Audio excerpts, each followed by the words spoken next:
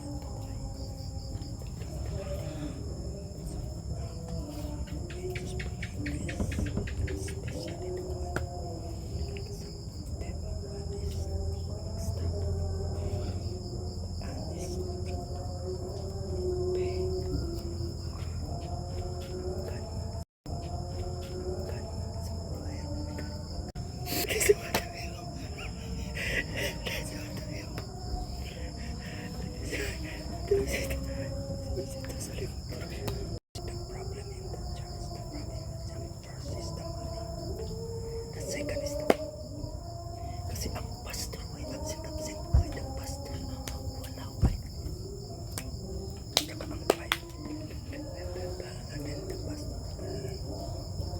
that is the problem here that is it's not good and then the church fail so that is why Tito Solimay tayo needs to explain example ang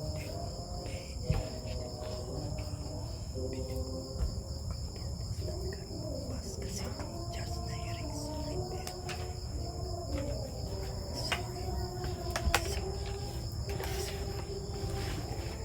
Now, Tito Solimay will continue. Now, today,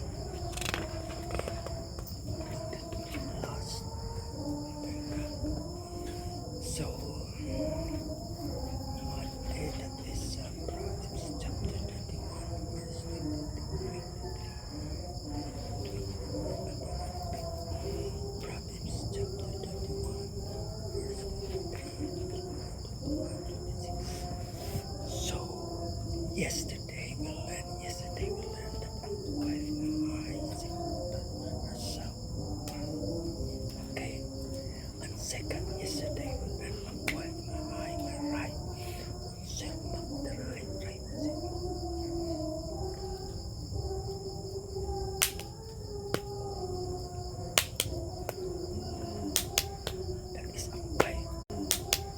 That is ang wife. Now here yesterday of Exodus. In the Old Testament, it was taught, especially that ang husband, there are three things that ang husband you give to the wife.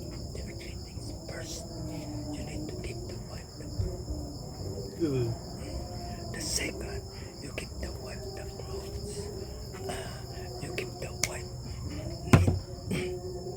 Kasi for example, there is no food.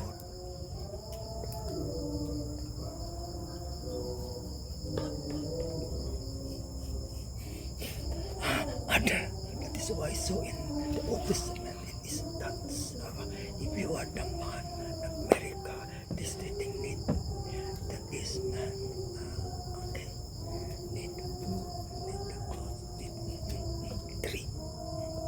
For example, other now you understand. So that is number three. That is a person.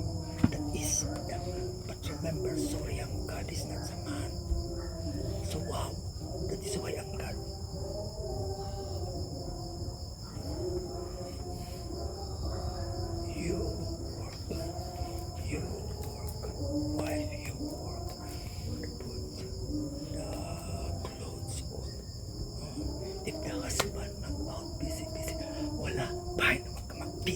wag. Kamag-adal pa kanyan, wag. Now, you understand? Kasi for example, this darong ng boy and then darong ng girl.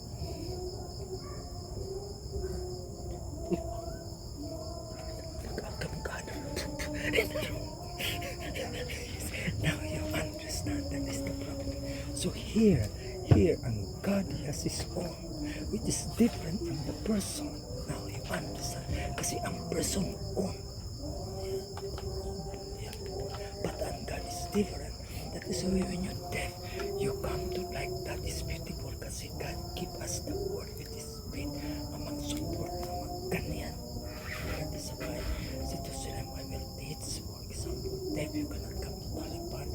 Yeah, we will live in the fun. My teaching will live so you can learn, understand. So please you, if you want to join us, your name you put, you send somewhere, you send your name that you want. Ganyan sa ganyan na mag-absent mo mag-absent somewhere. Build a schedule. Important you do right now kasi you want to learn. So this all I explain. We will not copy the hearing wag. Sorry kasi na-fail. That is why God He make the deaf and we let the deaf pass. This God want.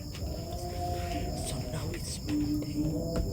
It's chapter 31 verse 23. So he says, ang wife mahay his own husband in the people's city, they respect. So meaning, ang wife ma-right na true nga evil not. Ang husband yan, wow, the people respect. Is the meaning. And the husband yan, God used to help and decide and help the people. So meaning, remember, this is Agor, brother. Si Agor is king, meaning he's a leader, he's the pastor. That is important kasi ang church, there's pastor, ang church there is deacon, ang church there is missionary, ang church there is leader, ang church there is teacher. If the wife wicked, ang pastor bail, ang missionary bail, ang deacon bail, ang teacher will bail kasi ang wife evil na. So please, pastor, the missionary, the deacon, the leader, and the teacher, all the wife go.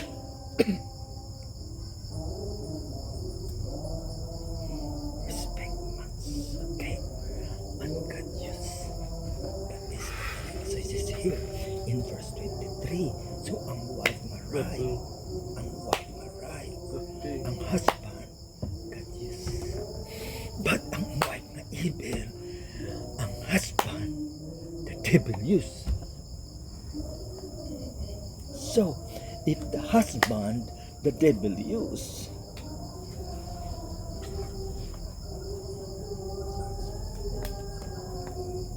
you understand? Now verse 24 says, ang wife mahay herself, he make the cloth linen. Ito sila before I explain that the linen kasi ang linen it is a cloth na expensive. Yeah, before ito sila I show you. So that is ang wife, remember the cloth is not like that. It's not the wife, the cloth is expensive, yeah. And later what she'll do is to sell that. So she does a business. Ang wife nag-business siya, nag-ideas. Kasi remember, ang wife na right, God make purpose to help, support the husband.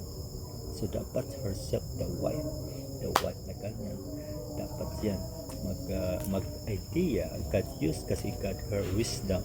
So God will use, so ang husband can continue God's own work and the wife mag-help, support, mag-give ng pamasan, whatever. So what she will do in verse 24, she will do business, mag-sell siya, whatever. Now in verse 25, this is ang wife na true na high, she's strong, she's not weak, not. So what does it mean? Meaning ang wife na high, it's not She is strong. Boom, like that. She like that. You see, she's strong. She's strong. Yeah, and then and kasi wicked si Ricardo nag-sign all in the world nga wife. Wala. Wala. Kasi the devil na ganun. So, it's like that. So, that is ang wife, she is strong. Now she's strong and the people respect. The people respect. For example, ang wife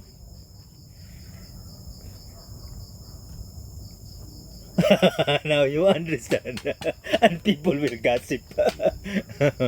But if ang wife nga busy-busy nagaganyan, ang people yan mag-respect. They cannot gossip, they cannot do like that. But for example, the wife do and then mag bye at saka magganyan at saka mo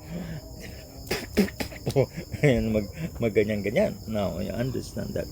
So it's different. And then it says in verse 25, it says the wife nga high, she's strong, the people respect, and for the future, meaning ang family is not so troubled, meaning ang family nagaganyan wala, meaning ang family naga-suffer wala, meaning ang family is right,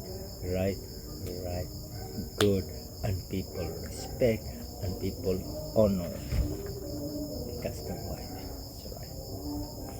And their future,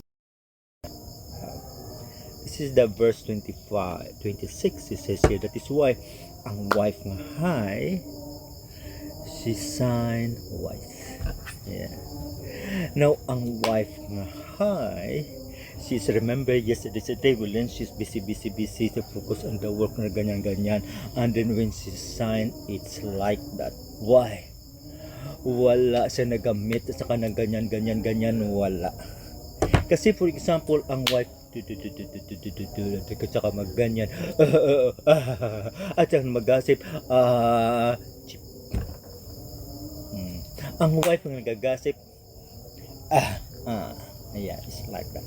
But example, ang wife naga-busy, her hand she use it for the work, her hand she use it for the planting, her hand she use it for ganyan, her hand she use it magganyan, mag-work, her hand she use it for business, wala sa time mag-gossip, wala, and then her hand mag-sign yan. It's like that. It has meaning, kasi she work. But ang mga wife nga nagagumaganyan, magumaganyan, and then all boom. Now you understand. So ang wife nga high, she sign like that, and then beautiful, and herself faithful in teaching. Not siya nag-Peter, wala siya nag-complain, wala, but she's happy with her life and she teaches others why her life right, and she teaches others why her life high, and she teaches others why her life true join with God and her life, and she taught others about the things that she experienced with God.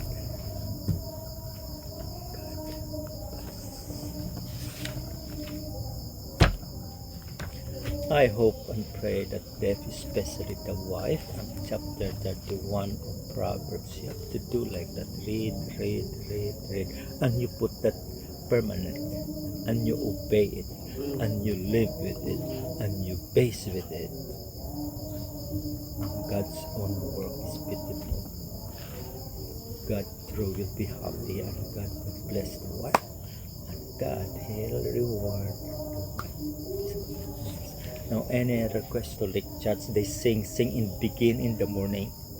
In the morning they sing ba ba ba, and they do like that now until now. That is ang wrong ng Catholic Church. They force the people. Yeah, that is the religion. They force the people. They sing.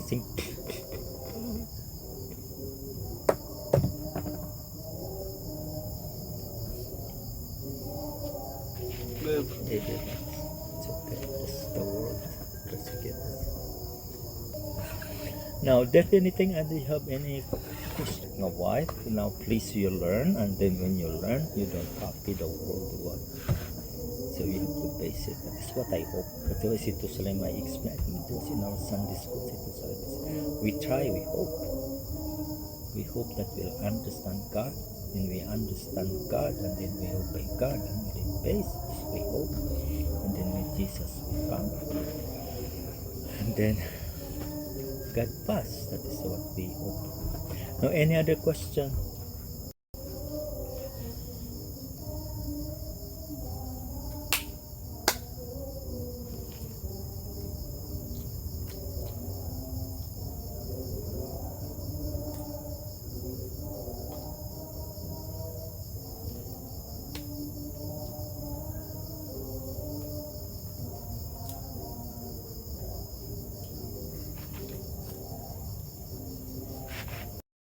The world. Kasi I remember when God, He made the heaven, God made the earth.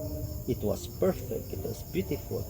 But when the wife nag-yield to the devil, nagbigin ang world, nagbigin ng ganyan. Okay? So, nagbigin sa ng ganyan, and then worse. So, if you compare in the past, it's a little bit, now it's worse. Yeah, now it's worse. Yeah. Just like, for example, you have the cancer. First, the cancer have stage 1, and then 2 to 3, and then worse, and then you die. So that is ang sin. Ang sin is nagbigin sa ng ganyan, at saka ng ganyan, at saka mag-worse siya, and then the person dies. Yeah, it's like that. So nagbigin yan sa kay Eve. Actually, ang wrong, ang sin nagbigin sa kay Eve. So why? Oh. That is why ang God, He scolded Adam. Why did nagyad ka sa wife? Why? So, ang wrong ng church, they never teach that. Ang wrong ng church, they teach,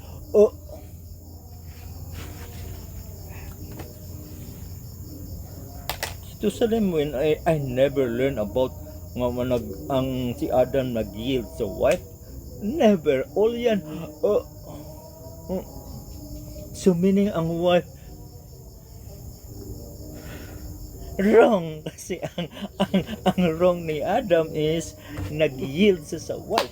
That is the wrong, not ganyan, not is different. Yeah. Kasi wicked ang world. Remember ang church nag-wicked, nag-teach wrong. So it's like that. So nagbigin yan sa wife. Nagbigin sa wife, and then nag-add sa school. Ang lahat nag-connive. Ang school nag-connive sa wife. Nag-connive. Ang pastor din nag-connive kasi purpose dapat magganyan. Kasi kapag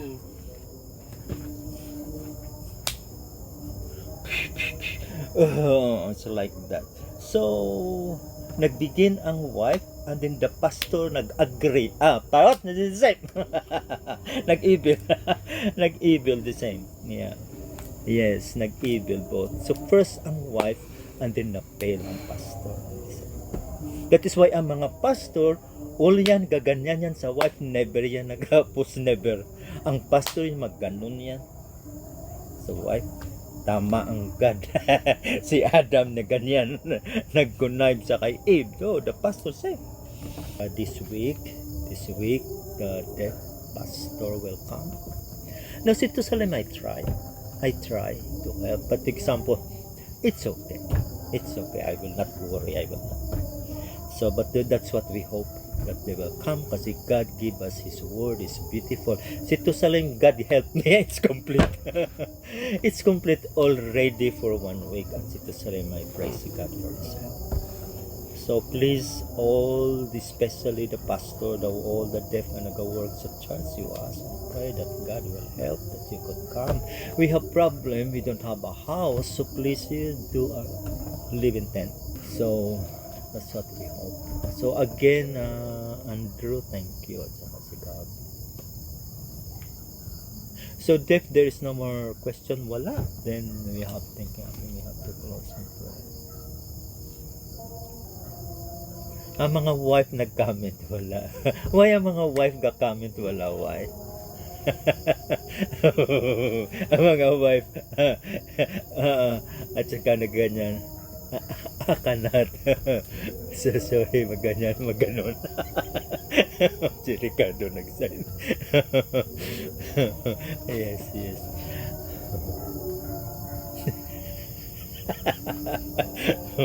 Now, all citizen is not my own, it is based on sa word ng God that we inform you and teach you. So I hope that